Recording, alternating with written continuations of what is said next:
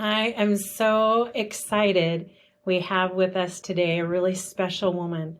Her name is Tori Hope Petersen. And boy, is she a voice for the voiceless.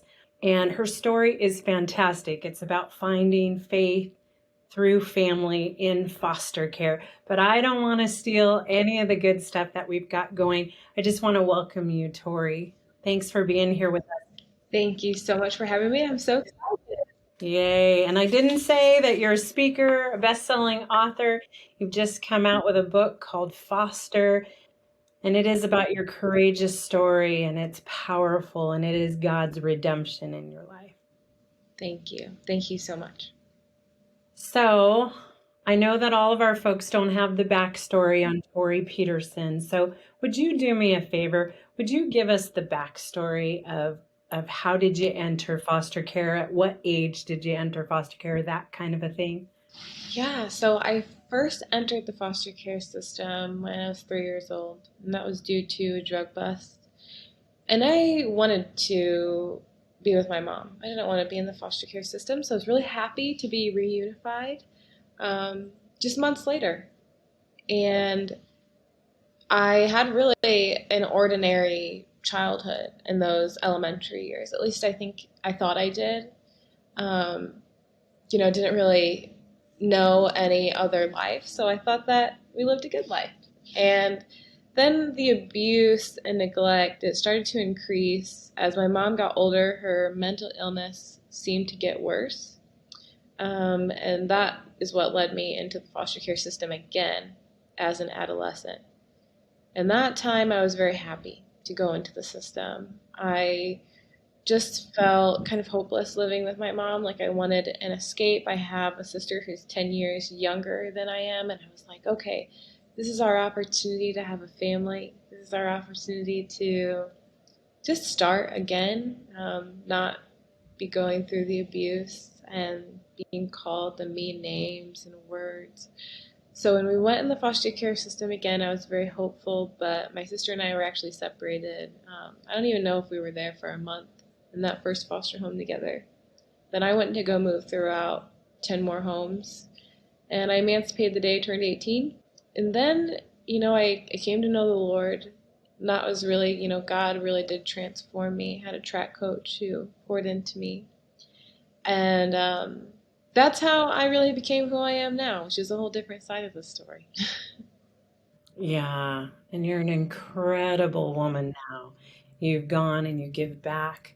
If you don't mind, I'm going to press a little bit more into what it was like before you entered. You said abuse. Can you tell us a little bit more about that, or verbal abuse I heard in there as well? Can you give us just a little bit more detail, as much as you're comfortable with? Yeah, my mom was diagnosed with bipolar and schizophrenia, which again, I didn't really know what that was or understand that until she went on disability, and then she explained why why she had to be on disability because of her mental illness, and started to kind of wrap my head around what mental illness was and how it was affecting our family. And around that time, that's when the abuse. My mom was home all the time. She was on disability, so that kept her in the house, and I think that was part of the reason the abuse and neglect just went up because we were together all the time versus her working and being out. Um, and yeah, I mean, my mom would just I don't need anything could set her off. You never knew what would set her off, and a lot of accusations. There were weird accusations like I stole her car at like the age of 12. Like, I didn't really even know how to drive till I was 18 because you can't get your driver's license in the foster care system, and these weird accusations of stealing her keys, just like mania and a lot of anxiety that would be taken out on me particularly.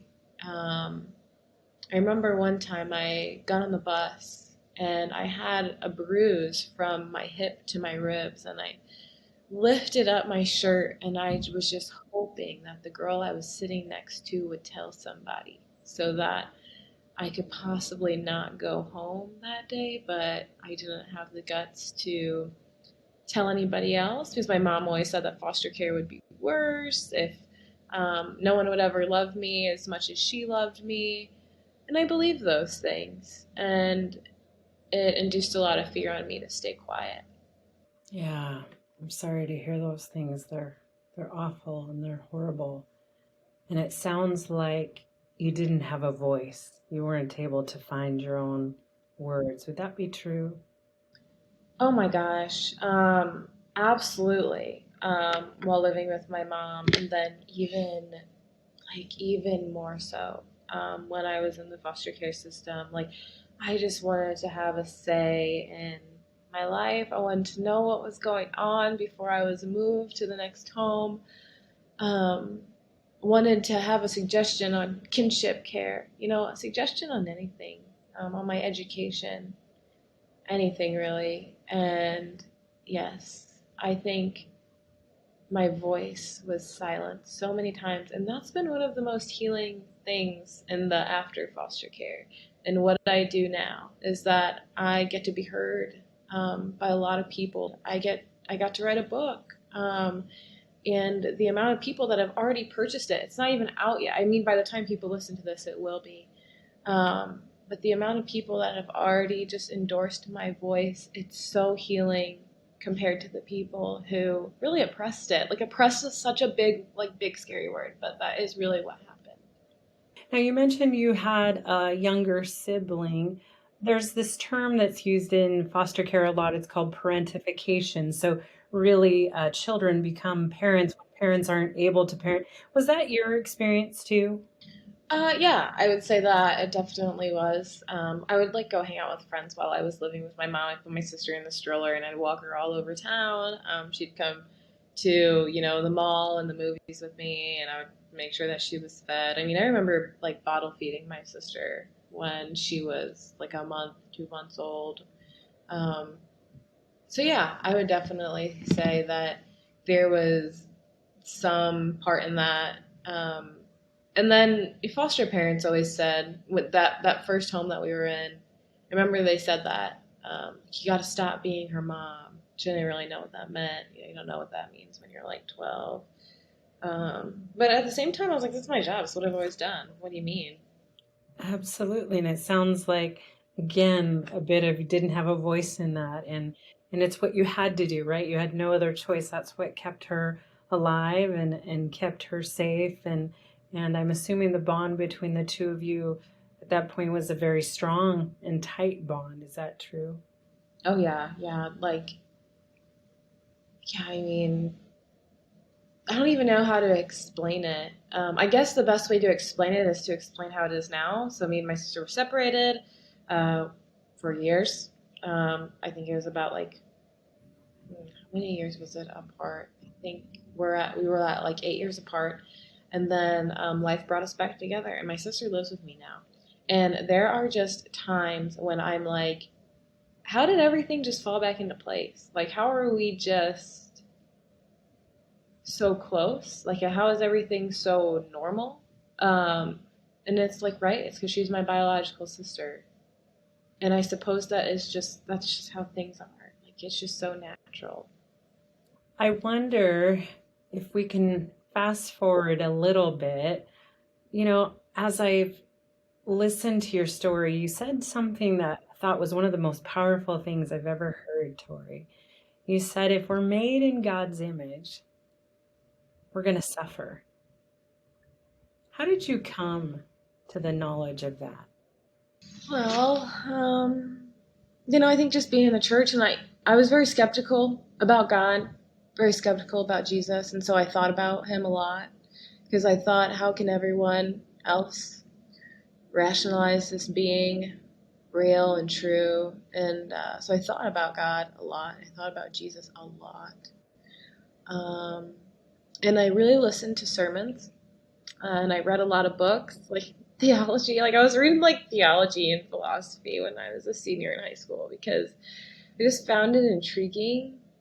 Um, I just wanted all these questions I had to be answered. And in the end, I think God was drawing me towards him, and I was just looking for hope, right? And when we look for hope, we're actually looking for God.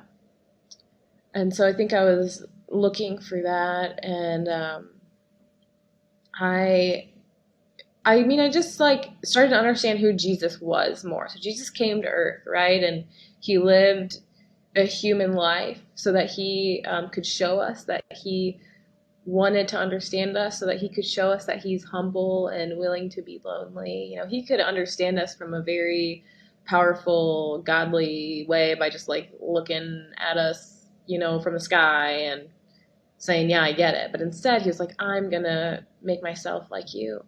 And but ultimately, I want you to be like me.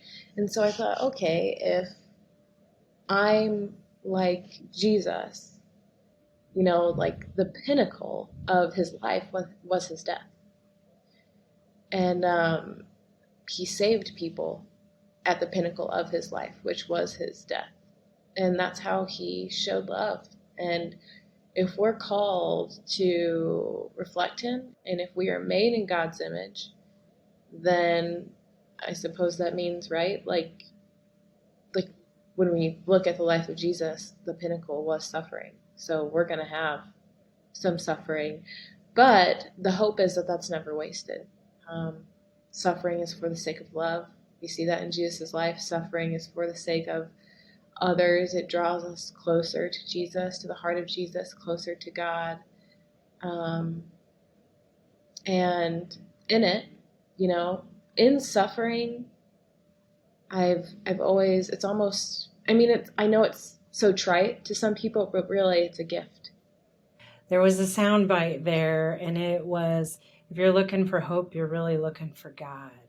That is such a great truth, a wisdom that you gained in a difficult journey, but I don't think you'd have gained that without the things you've gone through, because you wouldn't have searched so hard after him, right? You wouldn't have been on that wrestling journey of knowing him. Would you agree with that?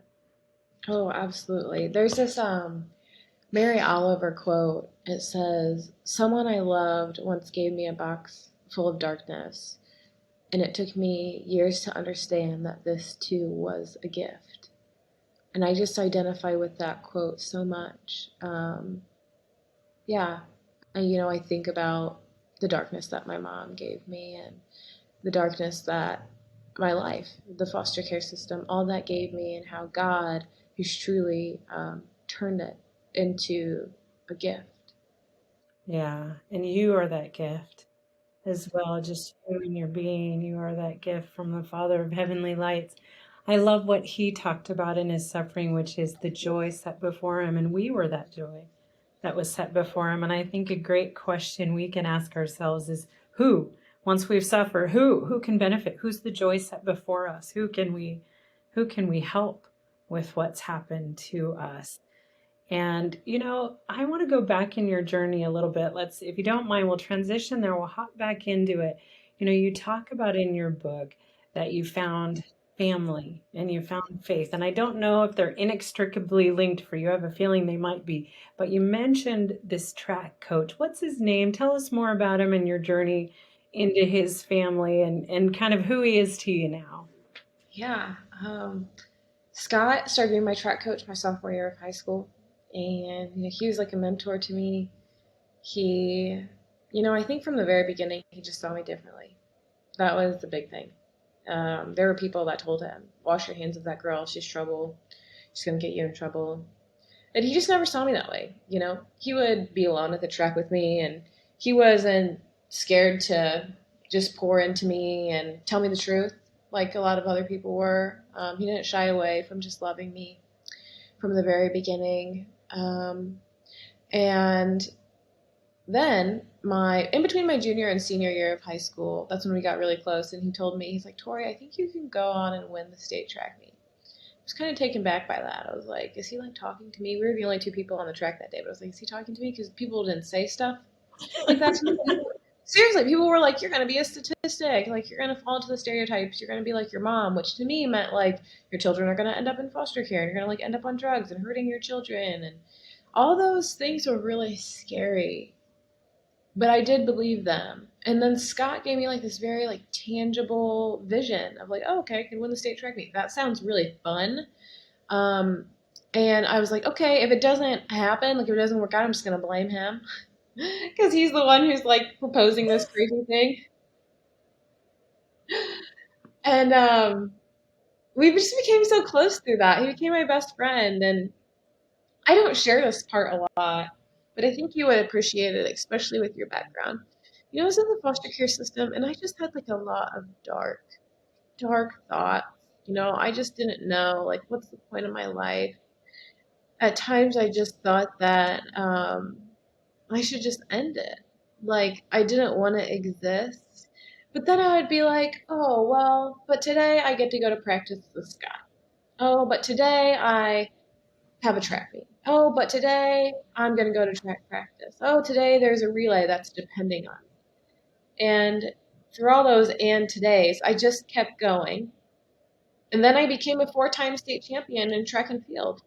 And that allowed me to get a full ride scholarship to college, became a part of the 3% of foster youth to graduate in 2018.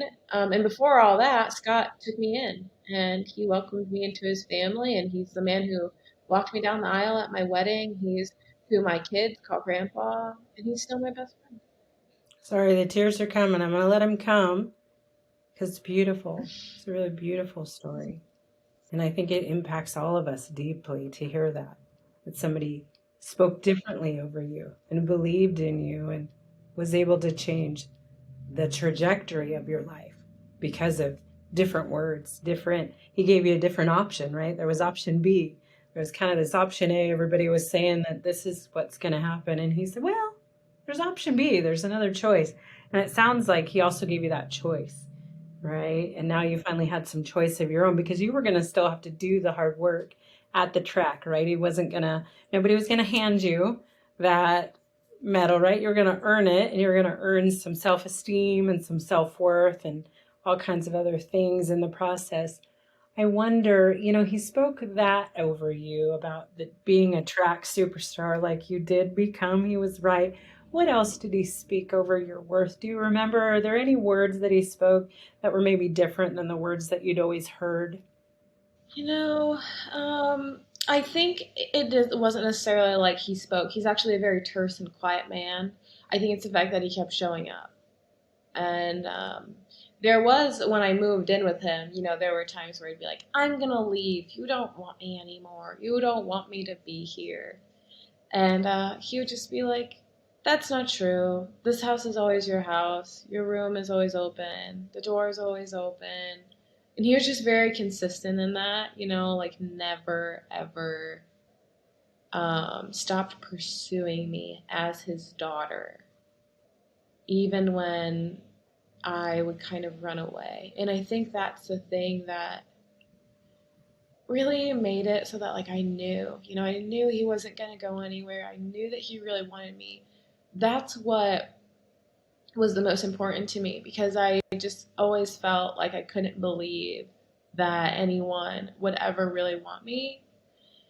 And I did have like this pattern of kind of pushing people away to see if they'd come back, to see if they would continue in their pursuit. Like, was I really worth it to them?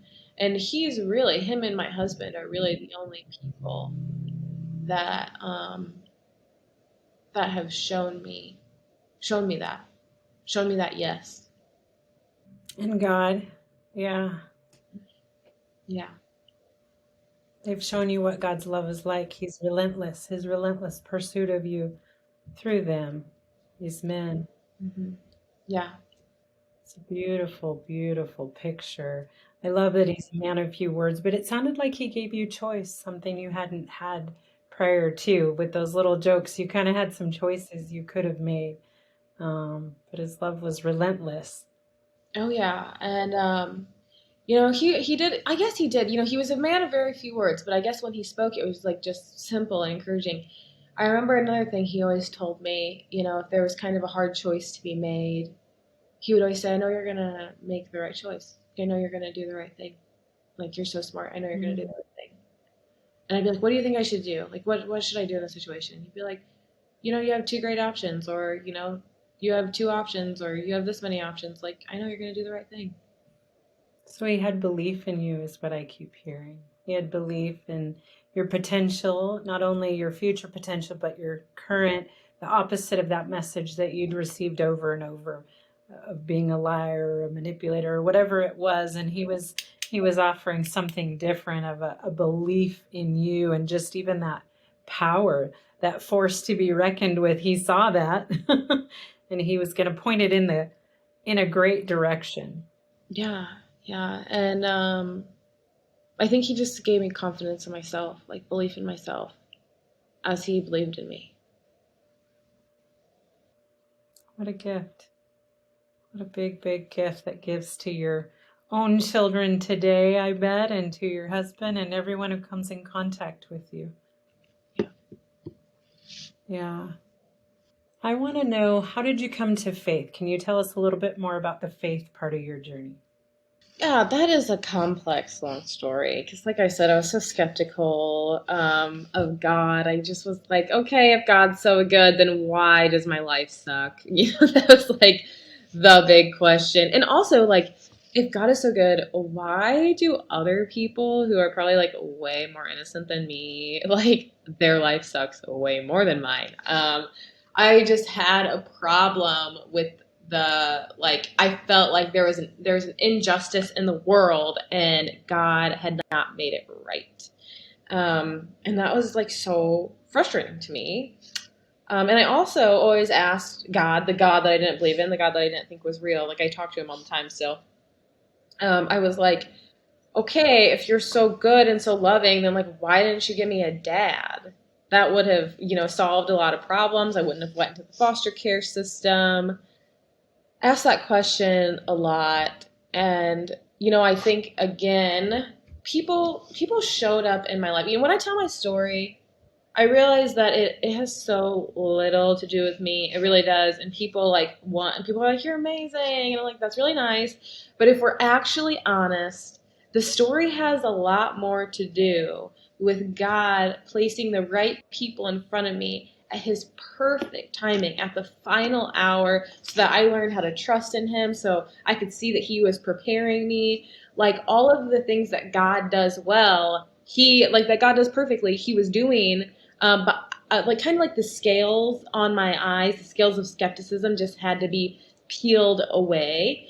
And I think how that was done was people, not just being like, I'm taking you to church, go to church, here's this Bible verse. I know everything about the Word of God and you don't. You need saved. People weren't doing that to me. People at my church, people in my community, they were really showing up and just, I felt like how I interpret the love of Jesus. I felt like that's what they were doing. That's how they were showing up. They were just loving me where I was with what they had. I think one of the best stories, the best way for me to communicate this, there was this woman, her name was Tanya, and me and my sister went to the foster care system 2 days before Christmas. So Christmas Eve. And you don't want foster kids to go in to foster care during that time, because foster parents, the home that they go into, they probably will have a hard time getting Christmas presents for them. Like usually holidays are already a very triggering, hard spot for youth in foster care, kids who have come from hard places. And so Tanya was like, instead of them going into the foster care system, can they just spend time with us until Christmas, like until the end of the year? So we did that, and she had the church get us all of these presents. And I told her, I was like, can I take these presents back? I want to return them for different things and for gift cards. And she was like, yes. So the day after Christmas, she sent in this a long return line with me at Walmart. So graciously, did not say anything, acted like she was completely unbothered.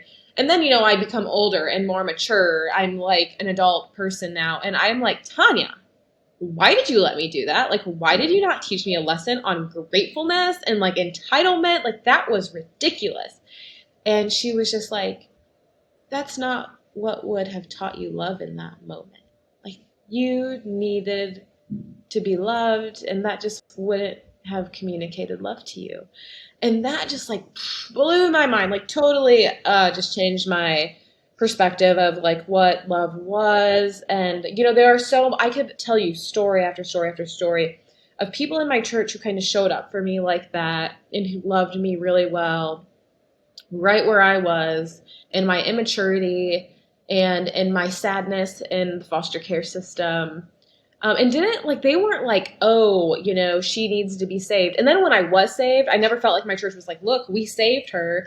It was just like, they just kept walking with me. Like, we were just walking together on this journey. And I just always really appreciated that. And so really it was these people, who kept showing up in my life at God's perfect timing, and God just kind of peeling these scales away from my eyes by showing me these people. I was in church and I was singing the song Good, Good Father, which the lyrics are, you're a good, good father, that's who you are, and I'm loved by you, that's who I am. And I was like, oh, okay, I get it. God is my father. Like, it was like, wow, like, God is my father. He has filled the gaps like no earthly father could have. He loves me. He has protected me. He holds me. And no earthly father could do what he has done. He has prepared me for where I am now and for where I'm headed. And somewhere in the midst of all of those things happening, I just said, God, this life is yours. You can have it. And I just want to glorify you with it, because I see you and I see that you suffered for me.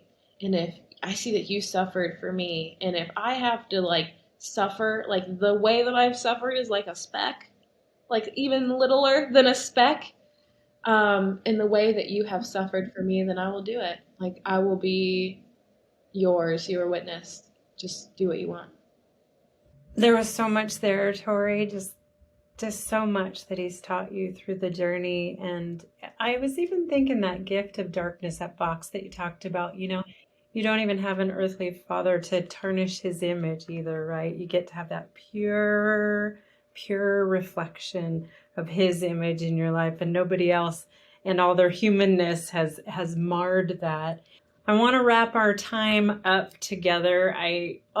There's so much. There was just gold nuggets that God, I know, was speaking into the heart of our foster and adoptive parents and the kiddos who've had those experiences. If you could leave them with anything, just, I don't know if it's a word from God, from his word, or just something that is something you want them to hang on to on those days when it's hard, because we got to be honest, as foster and adoptive parents ourselves, it's hard too, right? It's joyful and it's great, but it's challenging. What would you say that just gives them hope today? I think the scripture, I'm going to say something that keeps us aligned. I think that keeps us kingdom focused, and that keeps me grounded. It's the scripture, John 13:35, and it says, by this, everyone will know that you are my disciples if you love one another. Ultimately, our goal, our hope as witnesses of Jesus is to bring people to know him. And how we do that is we love so deeply, so radically, so boldly that people go, why are you doing this? Like, why are you loving like this? Why are you so nice? Why are you so radical? What's up with that? And the only answer that we can give is Jesus. The only answer that we can give is that we are his disciples, and that's going to draw people in to his heart. And so pray that God breaks our hearts for what breaks his, and pray that we love in a way where people know that we are his disciples, in a way that wows people so that they come to him. Man, can't touch that. Love radically like Jesus. If you haven't gotten Tori's book yet, Fostered, you need to get it. Thank you. Thank you for your time. Thank you for sharing vulnerably of your experience and just even the memories. They're just so helpful to us. We really appreciate you.